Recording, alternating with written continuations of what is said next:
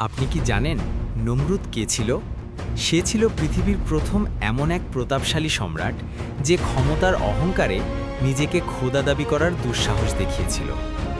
সে এতটাই অন্ধ ছিল যে মহান আল্লাহকে চ্যালেঞ্জ করে আকাশের দিকে তীর ছুঁড়েছিল। কিন্তু সে জানত না তার পতন হতে যাচ্ছে ইতিহাসের সবচেয়ে অপমানজনক উপায়ে। আল্লাহ তার দম্ভ ভাঙতে কোনো ফেরেশতা পাঠালেন না, পাঠালেন সামান্য এক ঝাঁক মশা। নমরুদের বিশাল শক্তিশালী সেনাবাহিনী এই ক্ষুদ্র মশার কামড়ে চোখের পলকে ধ্বংস হয়ে গেল। একটি ল্যাংড়া মশা নমরুদের নাকের ভেতর দিয়ে সোজা তার মগজে ঢুকে পড়ল। ব্যথায় পাগলের মতো চিৎকার করতে লাগলো এই তথাকথিত ঈশ্বর। তার যন্ত্রণা শুধু তখনই কমত যখন তার মাথায় জুতা দিয়ে সজোরে আঘাত করা হতো। দীর্ঘ 400 বছর জুতার বাড়ি খেয়ে অবশেষে এই অহংকারীর পতন হলো।